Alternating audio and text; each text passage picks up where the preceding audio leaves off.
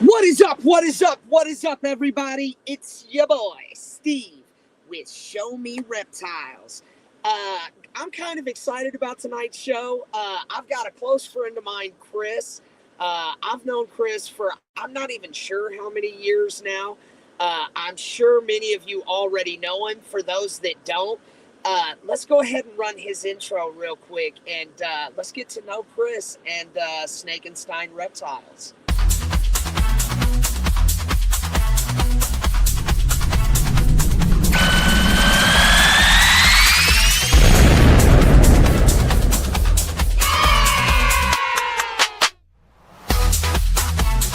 It's showtime!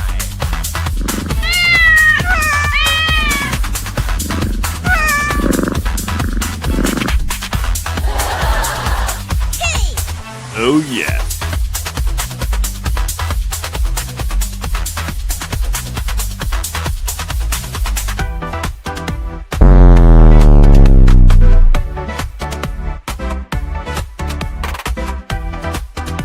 All right, now here we go.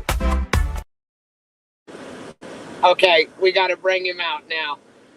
What's going on, Chris? What's going on, Steve? Hey, man, first of all, I appreciate you coming over here, man, and giving me and the viewers a little bit of your time, dude. I appreciate that, brother. Oh, absolutely, man. I appreciate you inviting me over. We're just going to go ahead and kind of rip directly into it, man. So I'm excited because I've interviewed a lot of people. I've talked to a lot of people, and I've never asked some of these questions of you before. What made you decide on your name, brother? I love the name. So it's actually a kind of funny haha story. I was going to Walmart to pick up a label maker or something for the first show I was getting prepped for. It was like 6 months out or something. And I'd come up with a couple names at that point, but none of them just really felt right and hadn't landed on the right one, and was just racking my brain. And for me, my thought process and theory of it all is, we work with genetics. We work with the reactions, the colors. We do all this stuff. And so I should have sent this to you because I think I found one of them. But my original logo was a little bit different. It was a snake in front of a cauldron, think like a witch's cauldron, stirring up a batch. And it worked. I liked it, but it still didn't feel right with the name. I landed on Snakenstein as a thought process of kind of leeching off of Frankenstein's monster. So Sure. Mad scientist putting pieces together to create something. That's the kind of the connection piece there. And I was like, no, that works. I like it. Witch's brood, you're mixing things. I get it. I like it. And my poor art designer guy was going crazy with me because I probably scrapped 15, 20 attempts at making the logo. And so I landed on the Cauldron one, ran a print for business cards. I think I did like 50 or 100 of them or something. So there's some floating out there. And I was walking into the Walmart parking lot, and literally 50 feet from the door, I stopped, turned around, went back to my vehicle, drove home, got on my laptop, pulled something up, called my guy, and I was like, hey, I'm sending you this over right now. This is what I want to do, which is the snake standing behind a table with the beakers and the whole piece, because then that tied the Frankenstein's monster whole picture piece perfectly. So it's always been a play off of Frankenstein's monster. I'm not saying I'm a mad scientist by no means. However, I do like to mix and play with genetic reactions. That's probably my favorite piece to all of this. I don't need to create a 7, 8, 9 gene combo, pound 3, 4 recessives on it. They're cool, don't get me wrong, but I really like to be able to follow the gene interaction and play to those genes' best reactions. So if it likes to do stuff with pattern, add something else that likes to do with stuff with pattern. How busy can you make it? How much can you amp the color up? What can you do to shift this? Those are the pieces that really get me amped up. So Sure. So there you go. How long have you had the the design you have now. How many times did you make that guy So change it? so he only changed it twice. There was probably, I think it was cut 12, which was the cauldron, and then the final cut, which is what it is now. So there's only two versions of it. The rest of it stayed in house. They never made it past my eyeballs, basically. And the part that I take really that I really enjoy the most about my logo is when my artist drew up the snake concept itself. He sent it back to me as just a black and white, and I used color pencil to color in how I wanted the patchwork to look, because it was like putting pieces nice. together. Yeah. So if you actually see my banner and you come up and look at it, you will see the striations from the color pencil. That's not computer animated. That's literally my coloring, or lack of, that did that. So my logo is very much hand drawn. Maybe not by me 100%. I colored it. So he's saying he was a part of it. That's the most important thing. So, Chris, I was really excited because I was looking at a few of the upcoming Show Me Reptile shows. As I'm sure that you've seen, a lot of our viewers have seen, I'm going out to a lot of these Show Me Reptile shows, and we're doing the Show Me Road Show and getting content and things like that. So I'm loving it over here on the Show Me team. And I stumbled across you guys getting ready to pop up at a show. Yep. What show is it that you guys are going to be showing up at? It's this weekend here in Odessa, Texas. We're doing the Show Me show Saturday and Sunday this weekend at the Ector County Coliseum.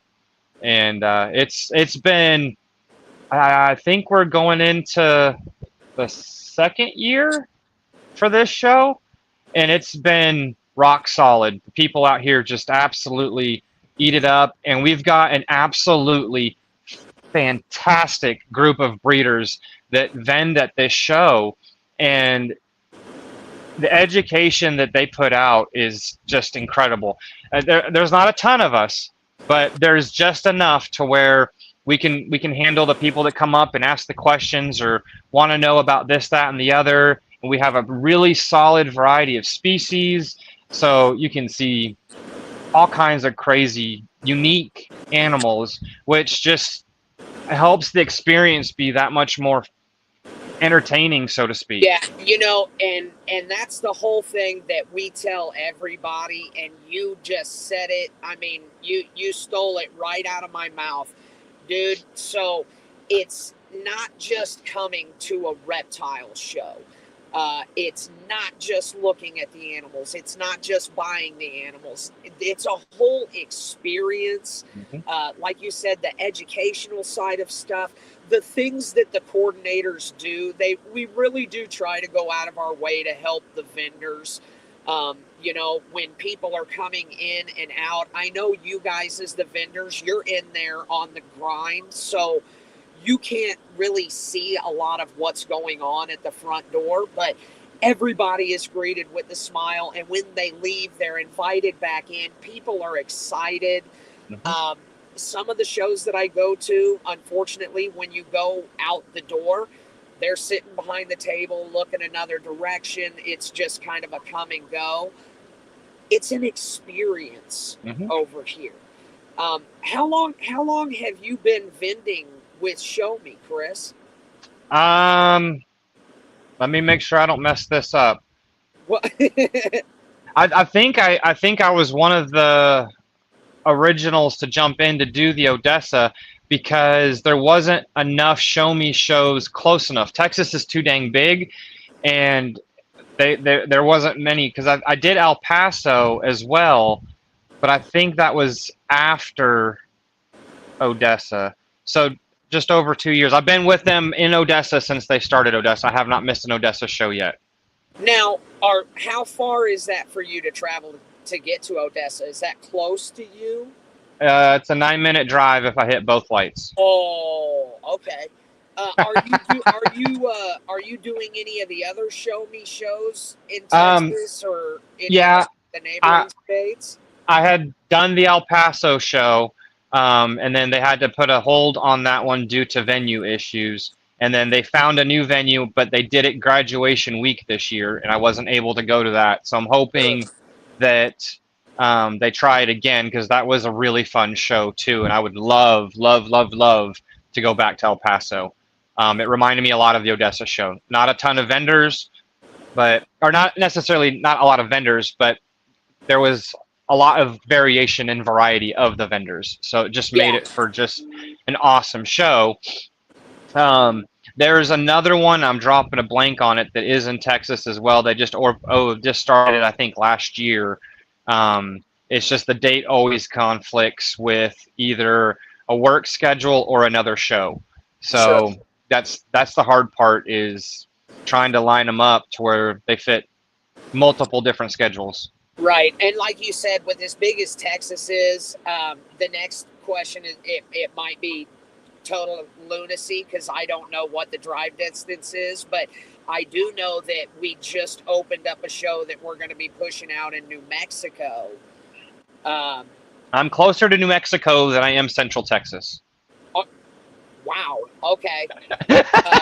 So that might also be something to look into. I believe this is going to be our first show down there. Do you know when? I'll have to look that up, okay, Chris. No worries. I can let you know. Or yeah, for sure. Mark, you're backstage. Can you look that up and drop that in the comments for me, brother? Find out when the New Mexico show is. You can just go to showmereptileshow.com, click on the calendar, and it'll give you all of the Show Me events. I guess it's a shameless plug, but I also I'd like to know. It just kind of popped up. So, okay, Chris. So, what kind of stuff is it that people can expect to see you bringing to these shows? For those that don't know you, I'm a ball python guy. Have been for over 20 years. So that's my shtick. Sure. Do you have a few specific genetics that you like to work with, or? Oh, absolutely. Yeah. For sure, chocolate and hypo combos for me. Clown combos for me. Some Ultramel stuff too. I just hatched a really gorgeous Desert Ghost clutch last week or so, about a week and a half ago. Those are the, I won't say main four, because I've also got some pied stuff that comes in between. And then I like to do a lot of stuff with incomplete dominant genes, just mixing them around and getting those crazy reactions that I love so much. So you said something that's really interesting to me, Chris, and I didn't know this. You've been breeding ball pythons for 20 years? I've been keeping for over 20 years. I've been breeding since 2009, so 16 years. What were the first genetics that you brought in back then, brother? Because I know it's not like it is today. No. So what started you guys out? So trip down memory lane. Yeah, well, I mean, I didn't realize that you'd been doing it that long. I started in '98, so a day or two. So initially, I started off. My first job was part-time, and I was the reptile room keeper at a mom and pop shop. And back in the 90s in general, 95% of ball pythons were all imports. They were all imported out of Africa. And so I learned about how the imports come in, how the pet shops go up, and they'll just sit down and kind of divvy them out, so to speak, because they'll go in on payments for the import shipments and so on and so forth. And then they bring them back to the shop. We treat them for mites, take them to the vet, treat them for worms just to be on the safe side.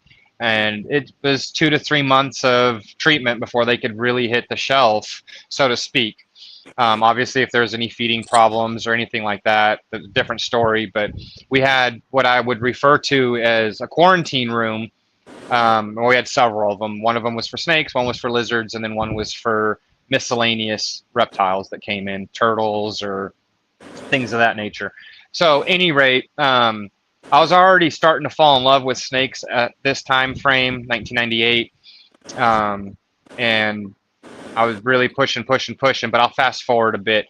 So, probably 2004, 2005, we had a whopping 20, 25 known genetics. And the two that absolutely got my heart racing, and this is so crazy to say this today. I know. Was, I wanted to ask, dude. I wanted to ask. And then you got to, I mean, if you're comfortable, I'd roughly like you to say what you paid, because I think I kind of know what you might be saying, and it's a different world today, Chris. It is. So one of the first ones that caught my eye was a killer clown, so super pastel clown. The other one was a super pastel hypo, and then the next one on that list that kind of started pushing the envelope was a lemon blast, so pinstripe and pastel.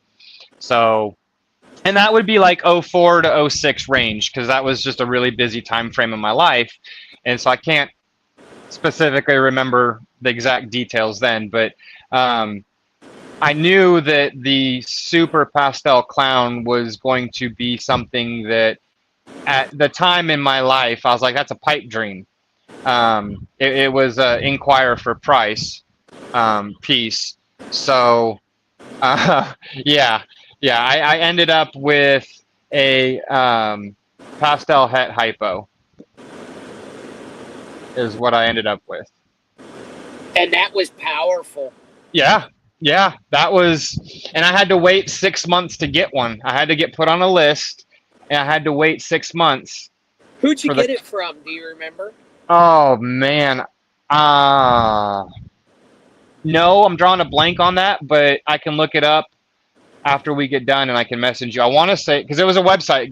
This was all web-based back then. You either got a letter in the mail if you signed up for that, or at your local pet shop, you could get a list, or you could go to kingsnake.com, and there would be one picture and a brief description. Those were your options for getting a snake, and the picture was the only one you were going to get because we couldn't move pictures back and forth back then. Yeah. Crazy. Yeah. It was a crazy world back then. Like, looking at it now, today, and just remembering some of the stuff that I held. I remember, I think it was probably 2001. I held a wild-caught tri-stripe. It came in on an import, and the pet store literally labeled it. It was either 2000 or 2001, but the pet store literally labeled it as a striped ball python. Did you get it? No, I didn't know nothing. I didn't know. I thought there was a punchline to the story, dude. That's awesome. It's coming. Had I had known what everybody else had known even just 15 years ago, 25 years ago, I would be buying every checkered belly, tri-stripe looking, odd animal, because back then, anything that made it to the pet store was being sold from anywhere to, it was like $119 to $200, because they were all just classic ball python looks. I mean, you're talking your asphalts. It was the classic olive tans and blacks and kind of standard pattern. If it was a little bit funky, they would label it like the tri-stripe, a striped ball python. And man, just thinking about it now on how different it would have been, because I was just a collector until probably 2007 or 8. Yeah. So 2008. 2008 was my first clutch. Too. That's exactly how we started. And it's funny in the beginning, because my first was a pinstripe. My third. I got it from a pet store. I was just going through. I didn't even know ball pythons morph. I didn't even know that was a thing, And I was cutting through the pet store, and I saw it in this little glass aquarium. And I'm like, what is that? And it was, It was a juvenile, but it was just so beautiful. And I was like, oh my gosh, they had 3 of them in one tank. Oh yeah. And I didn't know which one was which. I'm just like, it's probably the pinstripe, but I don't know. If it's not the most expensive one in here, I'm buying it. And I called the guy over. It was such a layup. Yeah. Because I didn't have anything. Yeah. So I was like, is this the most expensive one? And it was the middle tier or whatever. And then, of course, I bought everything wrong. I bought an aquarium. Oh, dude. Man, I look back because I've got some old pictures. And it's like, it just shows how hardy they truly are.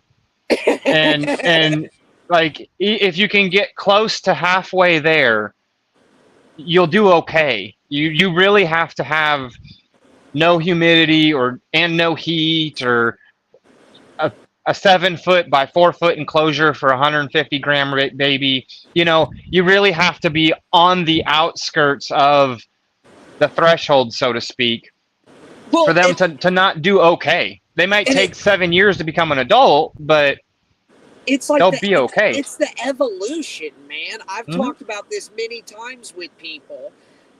What was being done 20 years ago wasn't 15 years ago, and then that wasn't 10. And I think we're at another precipice where there's probably fixing to be something different that's going to come down the line. I see a lot of people leaning towards enrichment and things like that. But it's just an evolution of things. I wasn't around back then, but I talked to a lot of the people that were, and I've heard some of the stories, and it's like, yeah, this is how it was. Yep. And I'm not talking about just basement breeders. I'm guys that were doing it, still doing it. And they just laugh because they're like, this is so different than in the beginning. Yep.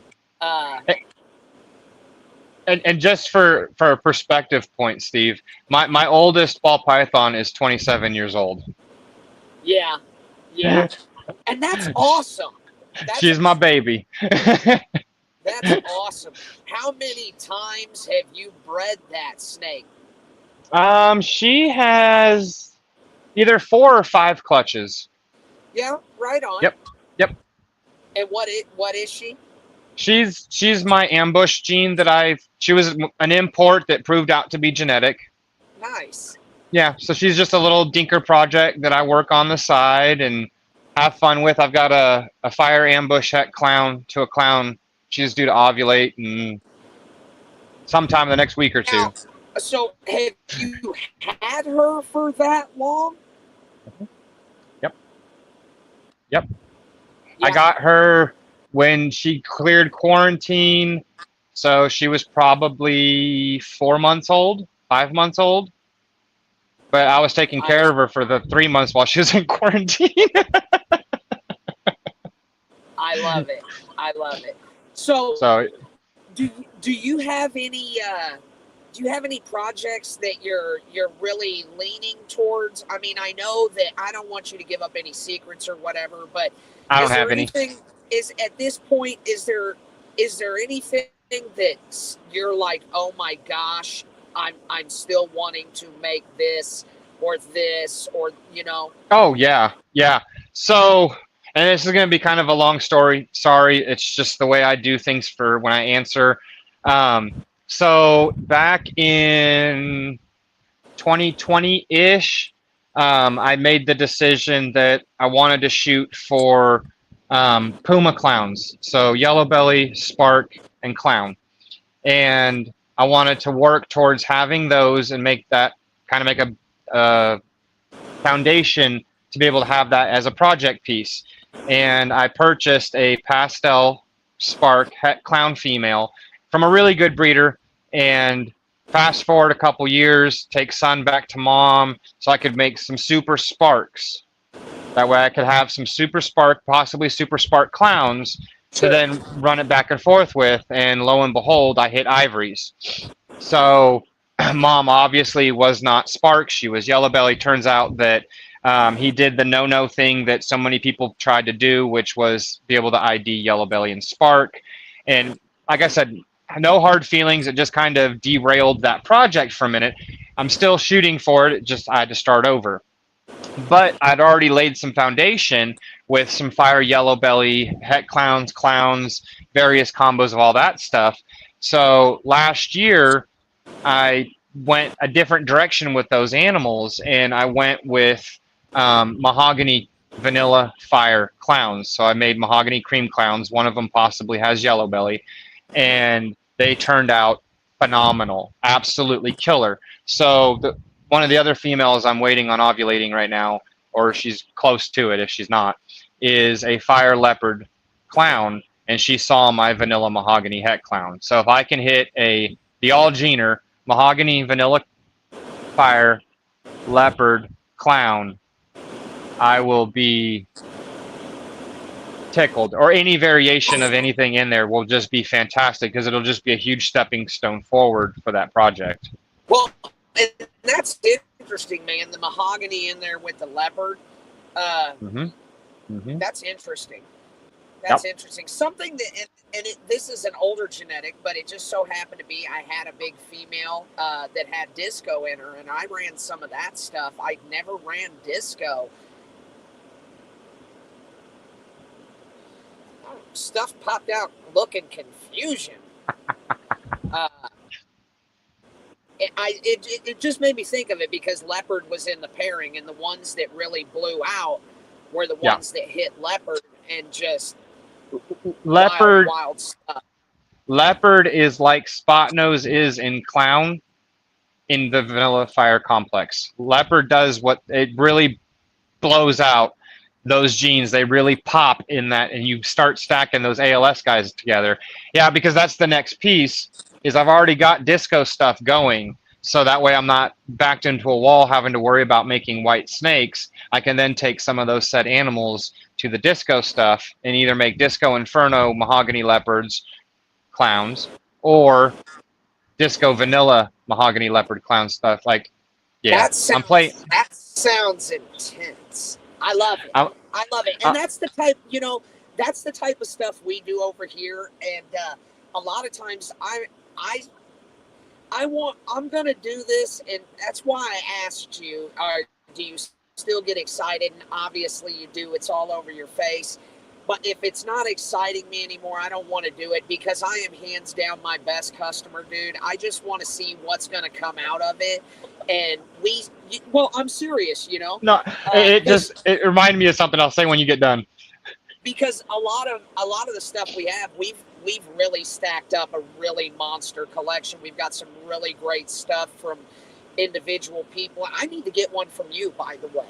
I don't have one of yours over in area, but we've pieced together a really nice collection. So it's like you put this with this, and there's always an extra couple genetics in there that I hadn't actually seen come out yet, and it's so exciting and rewarding. Oh yeah. Well, no, be your best customer. I'm guilty of that, because the last 2 clutches that I hatched out last couple weeks, it's 11 babies. Only 2 of them are going to be for sale. Yeah. I'm keeping the rest. And sometimes it be like that. So I hate to put you on the spot, Chris, but do it. Is there something behind you that really tickles you that you could show us, something that you think is super cool? What does Chris think is cool? Oh man. Sure. Let's see here. Pick a female, any female. I heard that, brother. I mean, I've just got to be careful, because some of them are building, so I'm trying to find some of the girls that aren't old enough yet. So this girl's got a huge future with me. So it's the believing what you can find. And she is an OD, yellow belly, pied, het desert ghost. And last year I hatched out a Enchi freeway double het desert ghost pied. So building up the groundwork for that, because Can't have too much Man, of that. that's a really, really good line of OD and YB that you have in that animal for that just being an OD YB pied, even though it's het. Yeah, the het is definitely Lord. playing in her. Yeah, no, I saw her, and I saw her in NARBC St. Louis just after setup, and I was like, I have to have her. I have to have her. I have to have her. Yeah. And Saturday morning, I sold like 2 snakes, and I was like, I'm going to buy her. Yeah. That the Desert Ghost in that one there runs deep. They're gonna be so bright. I'm looking for one more real quick. There's a lot of different things that tickle me. Some of these girls are. While you pick one, I'm gonna go ahead and play a sponsor video real quick. Perfect.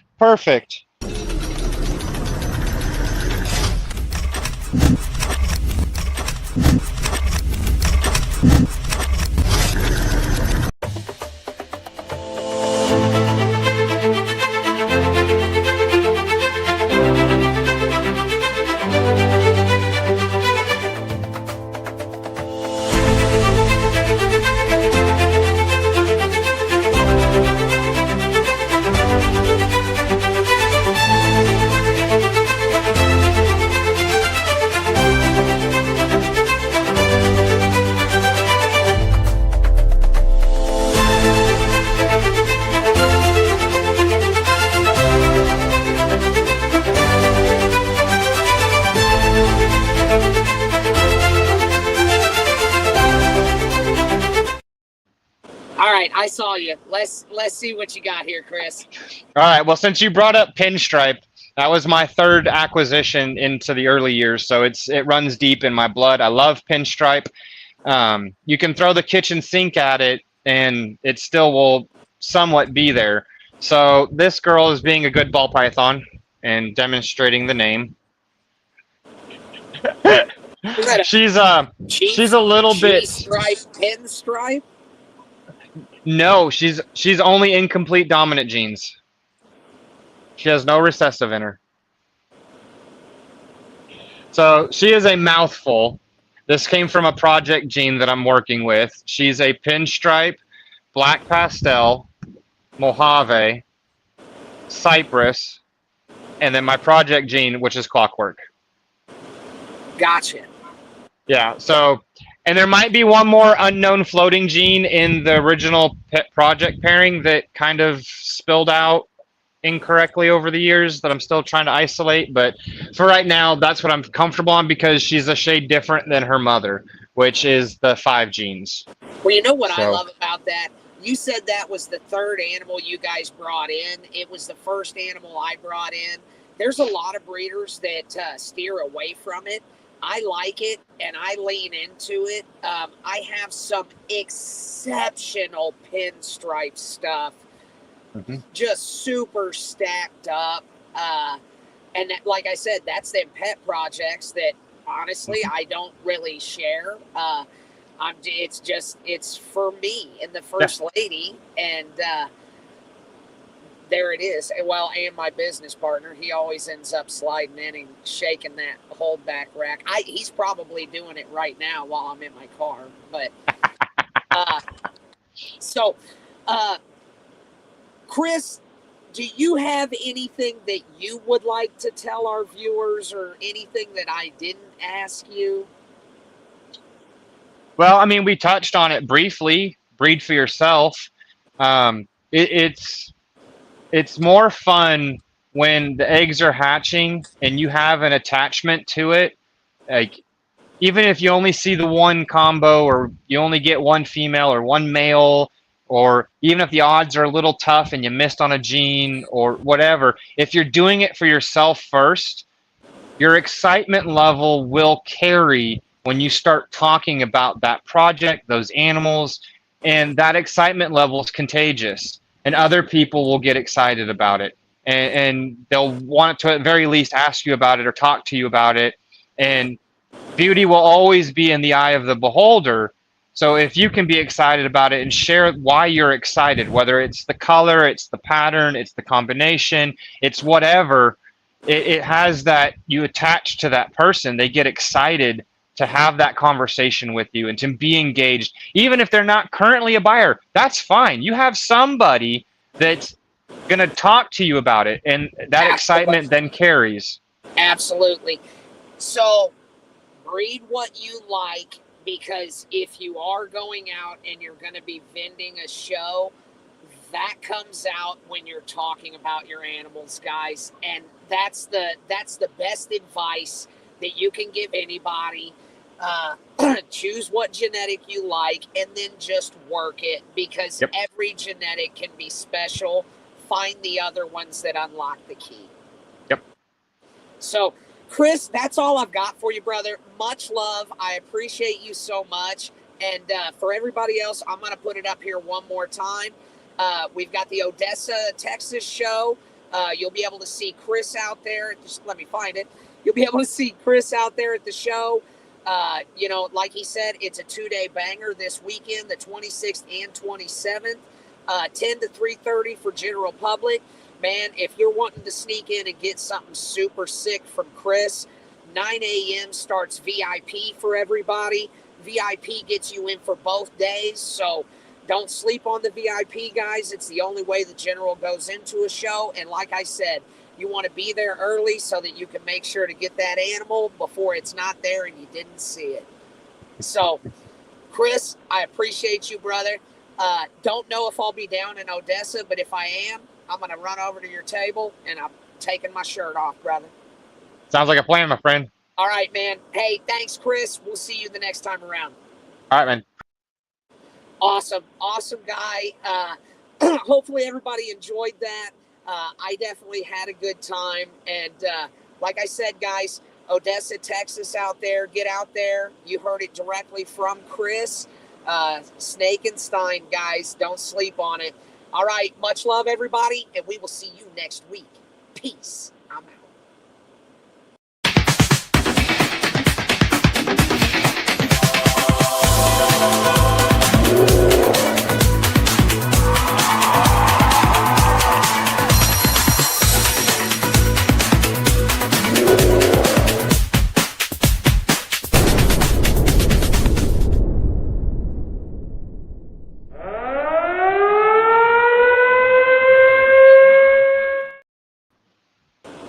It's a wrap.